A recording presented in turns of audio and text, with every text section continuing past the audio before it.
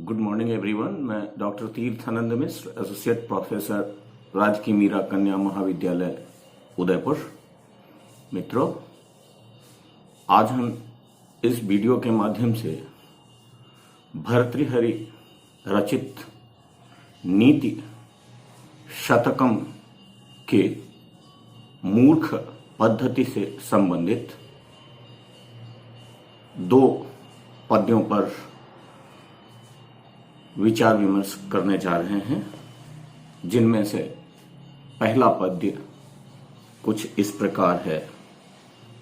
व्यालम बाल मृणाल तंतुभिरसौ रोद्धुम समुजृंभते छेत्तुम वज्रमणि क्षिरीश कुसुम प्रांतेन सन्नह्यते माधुर्यम मधुबिंदुना रचयितुम क्षाराम्बुधे रीहते नेतुं वांछति यह खलान पथि सताम सुक्तैः सुधा स्यन्दिभिः। मित्रों, इस पद्य में कवि के द्वारा यह प्रतिपादित किया गया है कि दुष्ट लोग किसी के संपर्क से भी सज्जनों के पथ पर नहीं आ सकता है।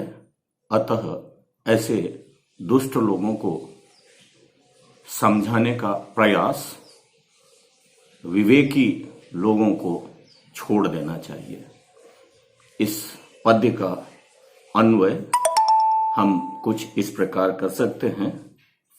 यह सताम पथि सुधा स्यन्दिभिः सुक्तैः खलान नेतुम वांछति असौ व्यालम वाल मृणाल तंतुभिः रोद्धुम समुजृंभते वज्रमणीन शिरीष कुसुम प्रांतेन क्षेत्तुम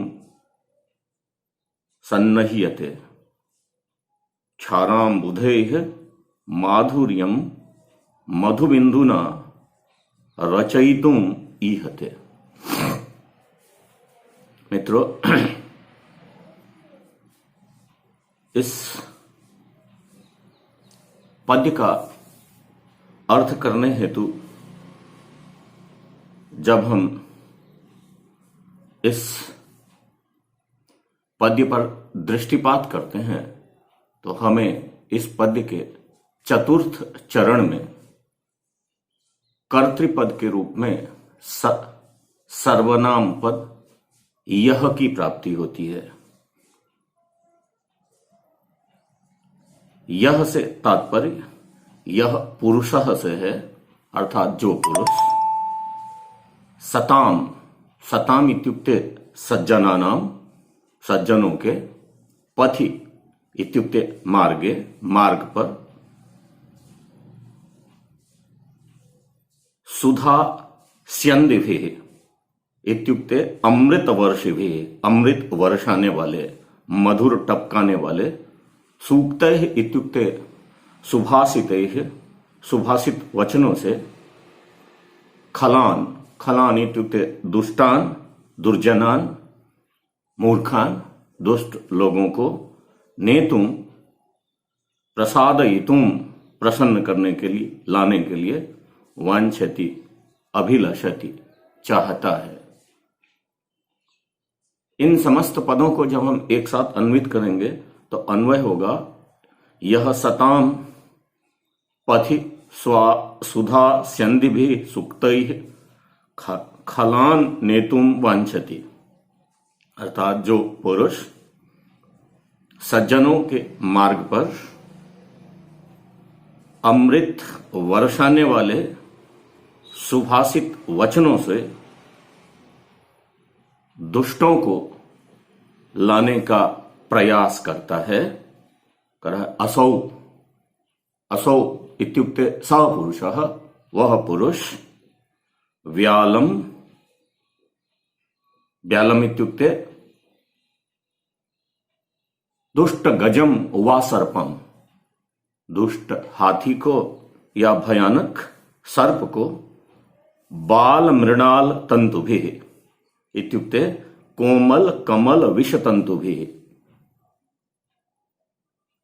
कमल नाल के कोमल धागे से रोद्धुम, रोद्धुम इत्युक्ते बद्धुम समुजृंभते सम्यक चेष्टते, भली भांति चेष्टा करता है।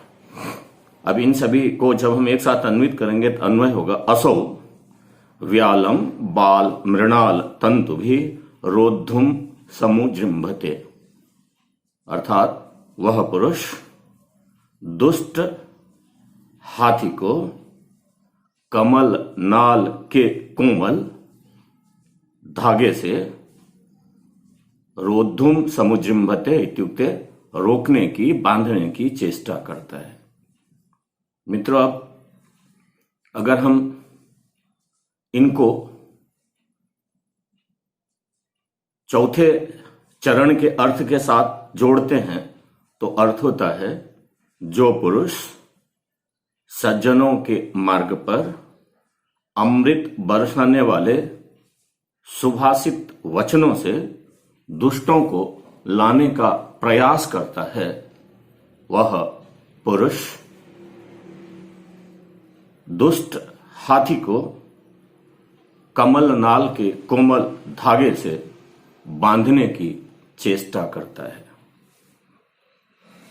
अगले चरण में कहा गया है वज्र मणीन शीरीष कुसुम प्रांतेन छेत्तुम सन्नह्यते, जहां वज्र मणीन से तात्पर्य है हीरक मणीन अर्थात कठोर मणियों को शीरीष कुसुम प्रांतेन इत्युक्ते शीरीष पुष्प विशेष प्रांत भागेन, शीरीष पुष्प नामक विशेष प्रकार के पुष्प के अग्रभाग से छेत्तुम इत्युक्ते भेत्तुम भेदने का सन्नह्यते सन्नद्धो भवति इत्युक्ते चेष्टते चेष्टा करता है। अब इन सभी को जब हम एक साथ जोड़ेंगे तो अन्वय होगा असौ वज्रमणीन शीरीष कुसुम प्रांतेन छेत्तुम सन्नह्यते, अर्थात वह कठोर मणि को शीरीष पुष्प के अग्रभाग से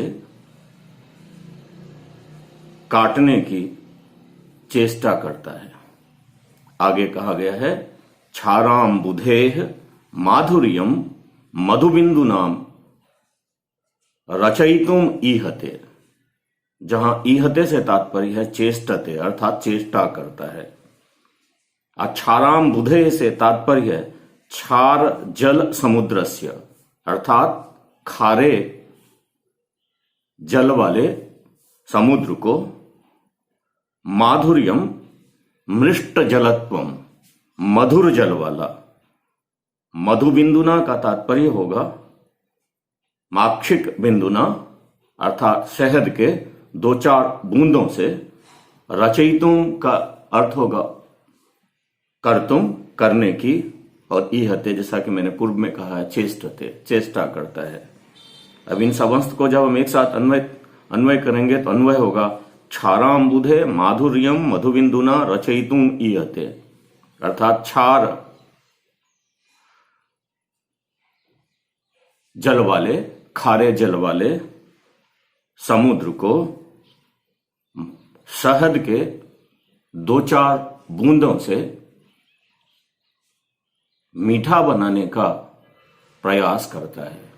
अब इन समस्त चरणों को जब हम एक साथ करके इस पद्य का समग्र रूप में आपके सामने में अर्थ करना चाहें तो मित्रों इस पद्य का अर्थ होगा जो पुरुष अपने अमृत के समान मीठे वचनों से दुष्टों को सज्जनों के मार्ग पर लाने का प्रयास करता है, वह मानो कोमल कमल नाल के धागों से दुष्ट गज को बांधना चाहता है। शीरीष नामक पुष्प विशेष के अग्रभाग से कठोर मणियों को छेदना चाहता है और खारे जल वाले समुद्र को मधु के बिंदु मात्र से मीठा बनाने का प्रयास करता है। मित्रों, इस पद्य का तात्पर्य यह है कि जिस प्रकार दुष्ट गजों को कोमल कमल के नाल के धागे से नियंत्रित नहीं किया जा सकता है, उसी तरह दुष्ट व्यक्ति को सुभाषित वचनों से सज्जनों के मार्ग पर नहीं लाया जा सकता है। अतः विवेकी पुरुषों को सुभाषित वचनों के द्वारा दुष्टों को सज्जनों के मार्ग पर लाने का प्रयास नहीं करना चाहिए। और उसका यह प्रयास उस प्रकार का प्रयास है जैसे कोई क्षार जल वाले समुद्र को शहद के एकाध दो बूंद टपका कर मीठा बनाने का प्रयास करता है। अर्थात जिस प्रकार खारे जल वाले समुद्र को शहद के दो चार बूंदों से मीठा नहीं बनाया जा सकता, उसी तरह दुष्टों को सुभाषित वचनों से सज्जनों के मार्ग पर नहीं लाया जा सकता है। मित्रों, इस पद्य में शार्दूल विक्रीडितम नामक छंद का प्रयोग हुआ है। छंद का लक्षण है सूर्यास्वैर दिमः सजौ सततगाः शार्दूल विक्रीडितम, अर्थात शार्दूल विक्रीडितम छंद में प्रत्येक चरण में 19 वर्ण होते हैं और उन 19 वर्णों को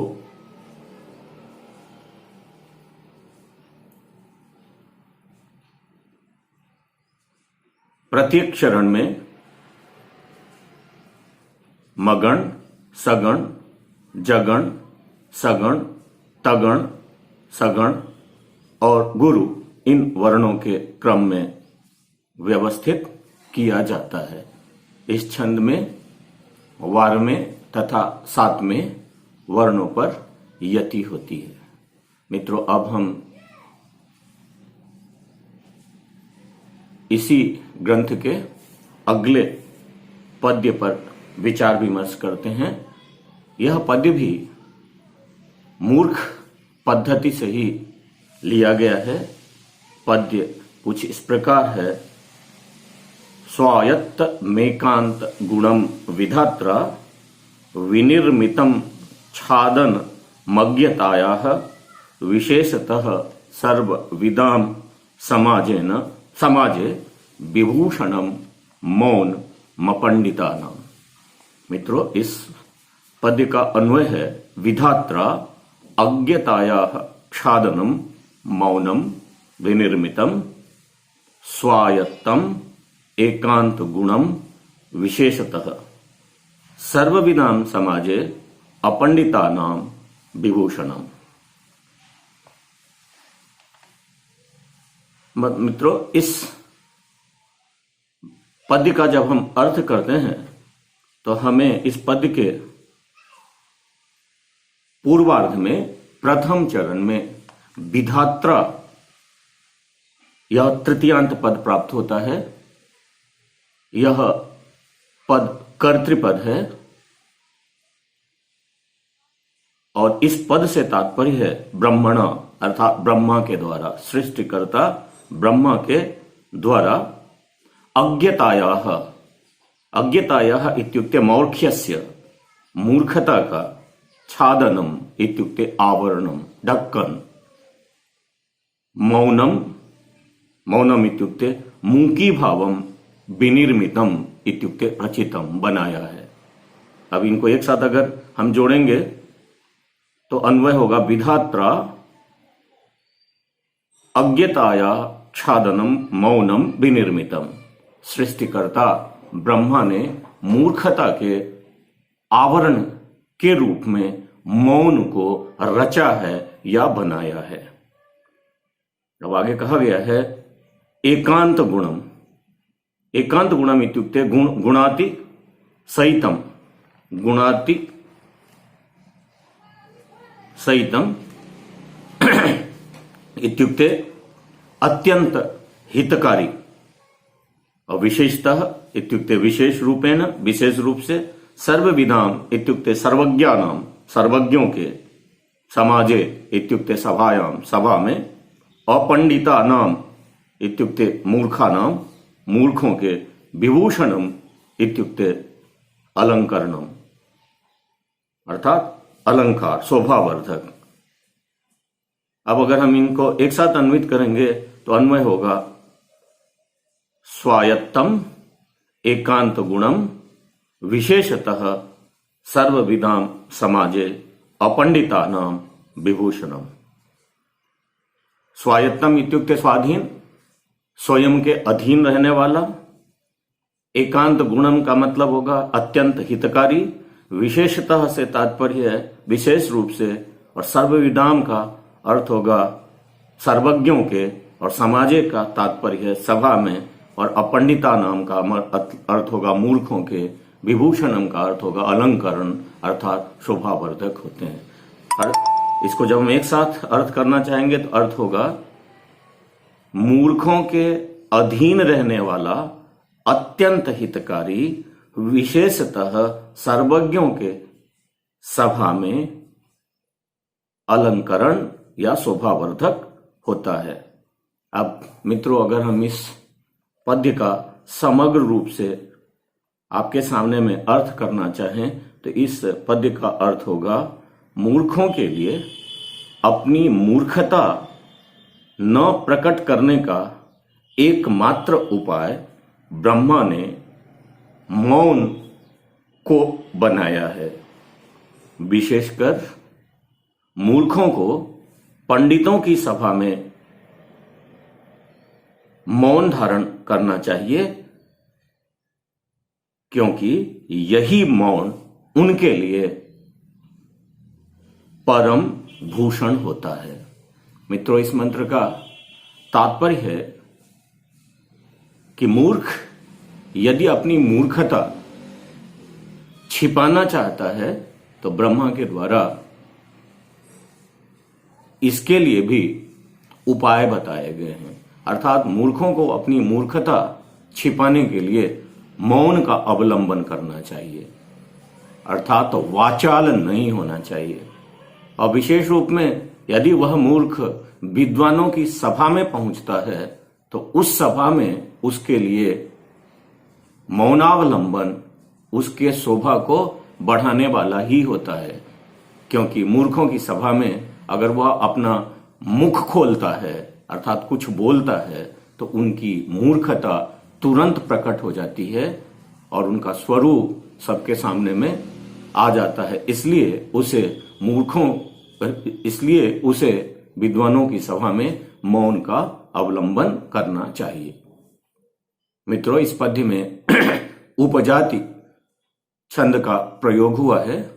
उपजाति छंद इंद्र वज्रा और उपेंद्र वज्रा छंद के मिश्रण को कहते हैं। अर्थात जब कहीं किसी पद्य में इन दो छंदों का प्रयोग हुआ होता है तो उस पद्य को हम उपजाति कहते हैं। इंद्र वज्रा का लक्षण है स्यादिंद्र वज्रा यदितो जगोगः, जबकि उपेंद्र वज्रा का लक्षण है उपेंद्र वज्रा जतजास ततो गौ।